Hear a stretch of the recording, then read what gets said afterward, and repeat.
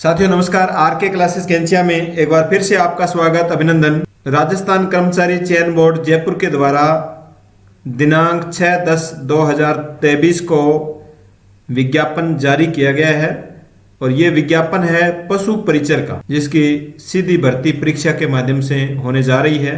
काफ़ी साथियों के मैसेज आ रहे थे कि आप हमें इसके बारे में विस्तृत रूप से बताएं, क्योंकि इसमें ये कौन से ग्रेड की भर्ती है, क्या इसका वेतनमान रहेगा और इसमें आरक्षण की व्यवस्था क्या है। तो इन सभी बिंदुओं पर और विस्तृत रूप से हम जानेंगे। सभी साथी वीडियो को लाइक और शेयर कर दीजिए। सबसे पहले हम देखते हैं, इसमें वैसे बहुत बड़ा विज्ञापन है लेकिन हम जो मुख्य बिंदु है उन पर ही फोकस करेंगे। ये जो भर्ती है ये 4th ग्रेड यानी चतुर्थ श्रेणी सेवा के अंतर्गत भर्ती करवाई जा रही है ये, और पद का नाम है पशु परिचर, यानी ये सेवा देंगे जो पशु चिकित्सालय है उसके अंदर सहायक के रूप में ये सेवा देंगे।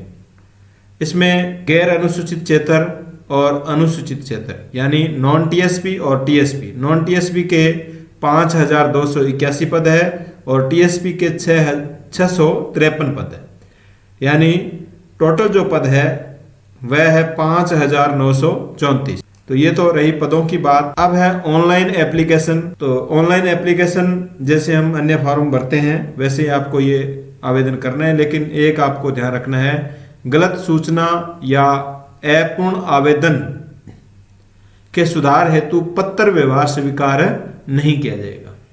पत्र व्यवहार से हम अगर कोई गलत सूचना भर देते हैं तो उसको सही नहीं करवा सकते हैं। आवेदन कहाँ करना है? आवेदन आप ई मित्र कियोस्क पर जाकर के कर सकते हैं, जन सुविधा केंद्र पर कर सकते हैं, एसएसओ पोर्टल खोल करके वहां पर भी आप आवेदन कर सकते हैं। ये तो रही आवेदन करने की बात। अभ्यर्थी एक बार ये पंजीयन शुल्क जमा करवाने हेतु अन्य किसी अन्य पोर्टल अथवा सुविधा का उपयोग नहीं करें।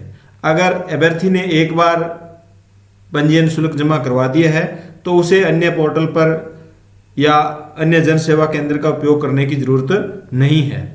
अभ्यर्थियों द्वारा निर्धारित तिथि तक ऑनलाइन आवेदन करना अनिवार्य होगा। किसी भी परिस्थिति में ऑफलाइन आवेदन स्वीकार नहीं किया जाएगा।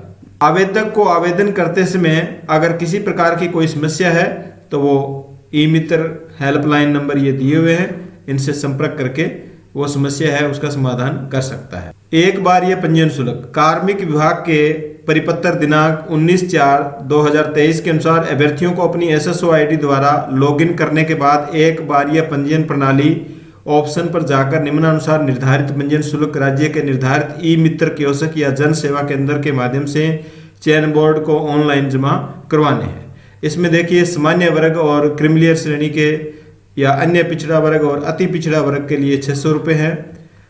नॉन क्रिमिलियर श्रेणी के अन्य पिछड़ा वर्ग और अति पिछड़ा वर्ग व आर्थिक रूप से जो कमजोर वर्ग है, SC ST, इन सभी के लिए 400 रुपये है। समस्त दिव्यांगजन जो आवेदक है उनके लिए 400 रुपये। ये एक बार ये पंजीयन शुल्क है। राजस्थान राज्य से भिन्न अन्य राज्यों के जो अभ्यर्थी है उनको सामान्य वर्ग का अभ्यर्थी ही माना जाएगा, चाहे वो SC का है, ST का है, OBC का है या किसी भी कैटेगरी से बिलोंग करता है तो उसको सामान्य वर्ग में माना जाएगा। पूर्व में अगर एक बार ये पंजीयन शुल्क जमा हो चुका है तो उसे दोबारा शुल्क देने की आवश्यकता नहीं है।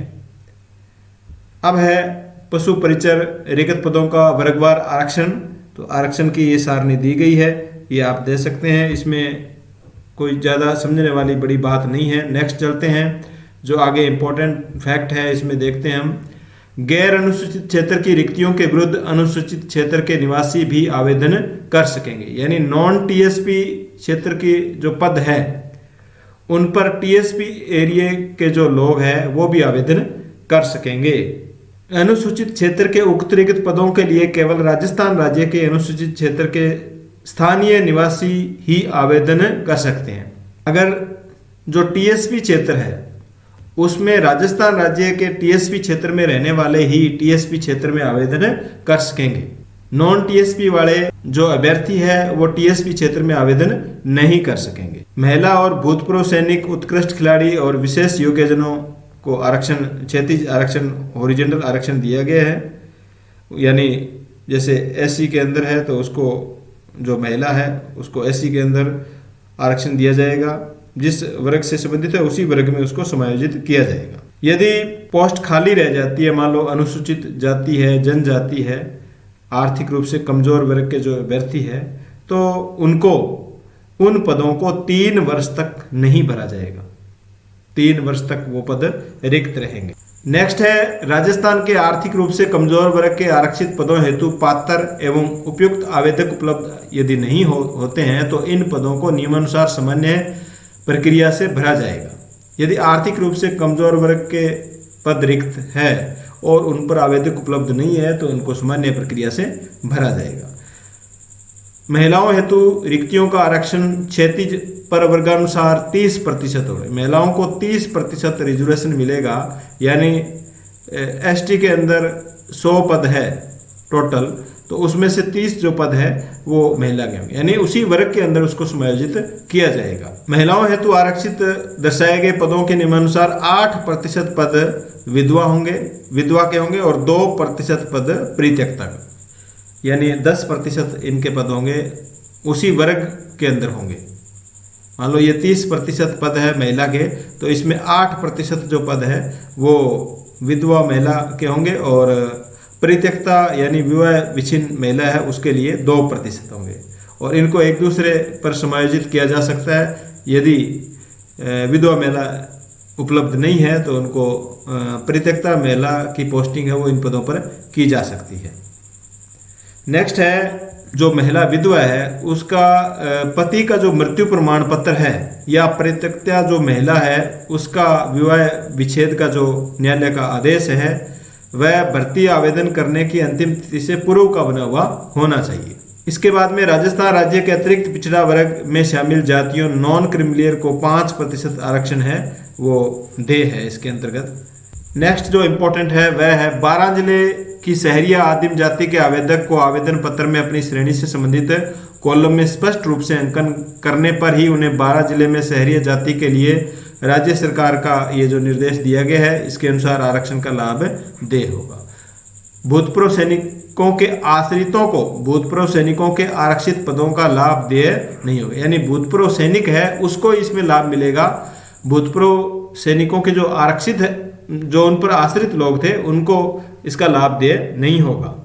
उत्कृष्ट जो खिलाड़ी है उनको भी इसमें जो कुल रिक्तियां हैं उसका 2% है वो इसमें आरक्षण है वो मिलेगा। और इसके लिए भी खेल है वो निर्धारित किए गए। देखते हैं कौन कौन से खेल है।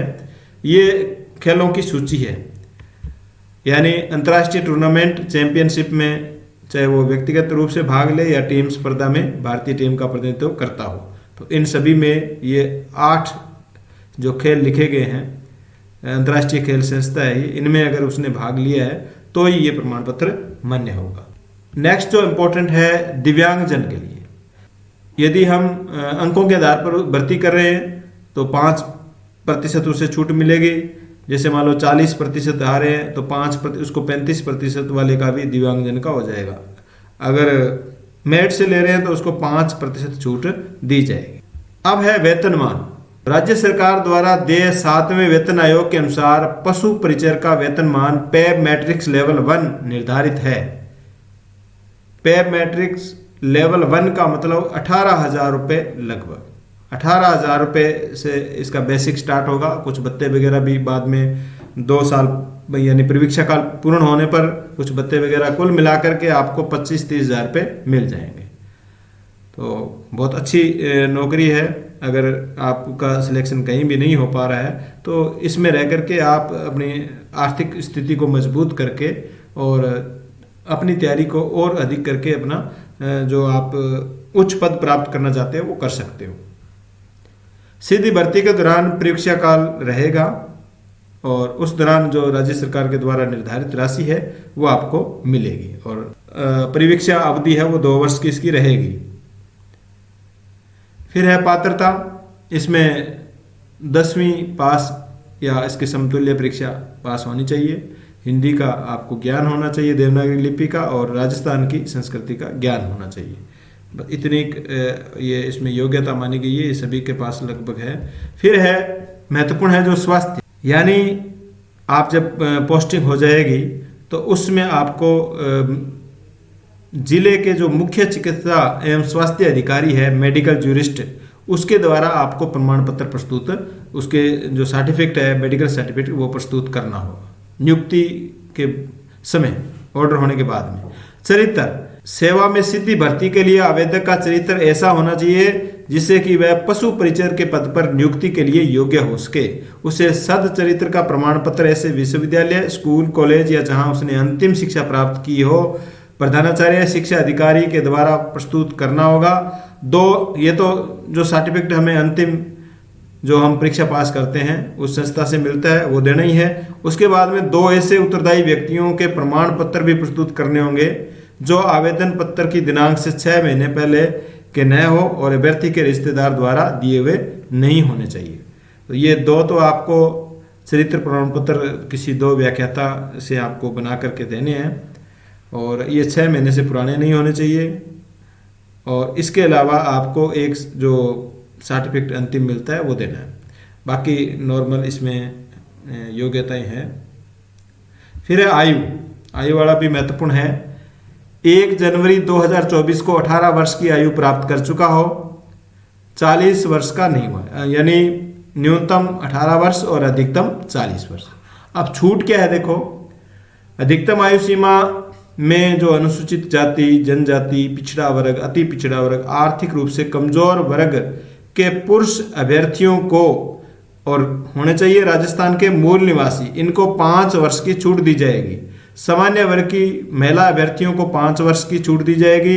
अनुसूचित जाति, जनजाति, अन्य पिछड़ा वर्ग, आर्थिक रूप से कमजोर वर्ग की महिला अभ्यर्थियों को राजस्थान की मूल निवासी होनी चाहिए, इनको 10 वर्ष की छूट दी जाएगी। यानी पुरुष को तो इस कंडीशन में 5 वर्ष, सामान्य महिला को 5 वर्ष, और अनुसूचित जाति, जनजाति और पिछड़ा वर्ग, आर्थिक रूप से कमजोर वर्ग को 10 वर्ष की छूट दी जाएगी। यदि अभ्यर्थी बाहर से हैं, दूसरे स्टेट से हैं, तो उसको कोई छूट नहीं मिलेगी। पेंशन मिलेगी या नहीं मिलेगी? पेंशन अवश्य मिलेगी। ओल्ड पेंशन जो स्कीम है उसके तहत आपको पेंशन मिलेगी। पंजीयन शुल्क जमा कराने, ऑनलाइन आवेदन पत्र भरने की जो अवधि है वो है, देखिए आप ई मित्र कियोस्क से, जन सुविधा केंद्र से, नेट बैंकिंग से, एटीएम कम डेबिट कार्ड से, क्रेडिट कार्ड के माध्यम से, जैसे भी हो, जितनी भी सुविधाएं हैं उससे आप पेमेंट कर सकते हो। अब जो तिथि है आवेदन भरने की वो 13/10/2023 से 11/11/2023 तक ये आवेदन है वो लिए जाएंगे। तो आपको इससे पहले ही आवेदन कर देना है। 13 अक्टूबर से ये आवेदन स्टार्ट हो जाएंगे। परीक्षा कब होगी? परीक्षा अप्रैल से जून 2024 के मध्य होगी, यानी 6-7 महीने का समय आपके पास है। आप अच्छी तैयारी है वो कर सकते हैं। प्रवेश पत्र ये आपको सूचना मिल जाएगी। अनापत्ति प्रमाण पत्र, यदि आप किसी सरकारी संस्था के अंदर कार्यरत हैं तो आपको पहले ही आवेदन करने से पहले ही लिखित में एक लेटर उनको लिखना है कि मैं ये परीक्षा देना चाहता हूँ या चाहती हूँ, और उनके जो अनापत्ति प्रमाण पत्र है वो उनसे लेकर के अपने पास में रख लेना है। आवेदन कैसे करें? आवेदन आपको ई मित्र या SSO ID के द्वारा आवेदन करना है, इसमें कोई लंबी चौड़ी बात नहीं है। इसके बाद में हम देखेंगे परीक्षा का जो कार्यक्रम है वो किस प्रकार रहेगा। अगर आप संशोधन करना चाहोगे तो आपको 7 दिन का समय मिलेगा, लेकिन अगर वन टाइम आप पंजीयन करवाना चाहते हो उसमें कोई संशोधन नहीं है। उसमें अगर गलती कर दी तो वो फिर ठीक नहीं रहेगा। तो आप आवेदन करते समय अगर कोई गलती हो जाती है तो 7 दिन का आपको समय मिलेगा, लेकिन 300 रुपये भी साथ में लगेंगे, फिर 7 दिन का समय मिलेगा और 300 रुपये फिर और लगेंगे। तो इस प्रकार आपको ये सोचना है कि ज़्यादा गलती ध्यानपूर्वक यानी फॉर्म है वो अप्लाई करना है। जाति प्रमाण पत्र के बारे में, यानी जो अनुसूचित जाति जनजाति के प्रमाण पत्र है वो जीवन, इनकी जो अवधि है वो जीवन पर्यंत होती है, और जो OBC वर्ग के जो प्रमाण पत्र है वो भी एक बार बनाए जाते हैं, किंतु क्रिमिलियर नहीं होने संबंधी तथ्य को 3 वर्ष के विधि सम्मत शपथ पत्र के आधार पर मान्यता दी जाएगी। 3 वर्ष तक हम एक शपथ पत्र देकर के भी इससे काम चला सकते हैं। तो ये प्रमाण पत्र है वो आपको बनवाने हैं। फिर जो महिला अभ्यर्थी है उनका जो जाति प्रमाण पत्र है वो पिता के नाम का होना चाहिए। यदि पति के निवास के आधार पर आपने जाति प्रमाण पत्र बना लिया तो वो मान्य नहीं होगा। नेक्स्ट है, अभ्यर्थी का चयन उपरांत सक्षम प्राधिकारी द्वारा चिकित्सा जांच संबंधी ये जो सर्टिफिकेट है, मेडिकल सर्टिफिकेट, ये आपको देना है। अब है परीक्षा का कार्यक्रम। मेन इंपॉर्टेंट ये है आवेदन भरने के बाद में परीक्षा स्कीम और पाठ्यक्रम।